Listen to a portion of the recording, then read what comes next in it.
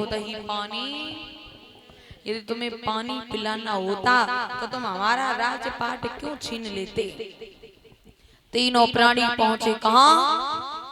काशी में। विश्वामित्र ने आवाज लगाई, अरे कहा हे काशी के लोगों, तुम्हारे गांव में 3 प्राणी बिछने आए हैं। आवाज सुनते ही भीड़ इकट्ठा हो गई। दादा, नंगरवासी पूछने लगे क्या कीमत है इनकी। विश्वामित्र बोले 1 लो तो 20, 2 लो तो 40 और 3 लो तो 60।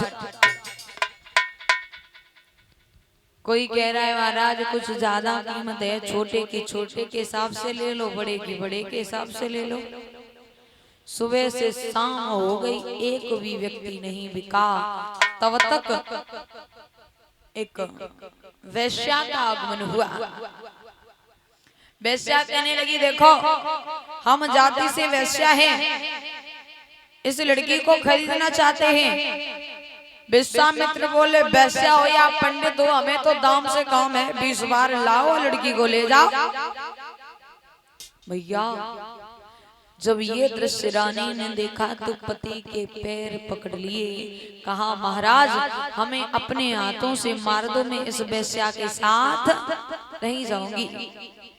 राजा कहने लगा हे तारा, हमसे बड़ा नीच इस दुनिया में कोई नहीं हो सकता जो अपनी औरत को बीच बाजार में खड़ा होकर के बेच रहा है। रानी ने जब देखा पेश नहीं जाएगी तो भगवान से डोर लगाई, कहा हे दीनानाथ, तुमने द्रौपदी की रक्षा की तो मैं भी तुम्हारी बहन हूँ। कन्हैया मैं इस वेश्या के घर नहीं जाऊंगी।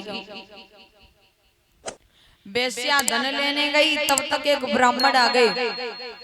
उन ब्राह्मण देव ने रानी तारा को खरीद लिया। तो रानी तारा कहने लगी महाराज मेरे पुत्र को भी खरीद लीजिए। ब्राह्मण को दया गई, रोहित दास को भी खरीद लिया। भैया एक कालू नाम का मेहतर आया जिसने महाराज हरिश्चंद्र को खरीद लिया। तीनों प्राणी काशी में बिक गए। राजा जब जब भोजन करने बैठता तब तब विश्वामित्र किसी न किसी रूप में आ जाते और कहते प्रभु मुझे 10 दिन हो गए मैंने भोजन नहीं किया। राजा कहने लगा तुम्हें 10 हो गए तो हमें 5 हो गए, आज तुम खा लो तो कल मैं खा लूंगा।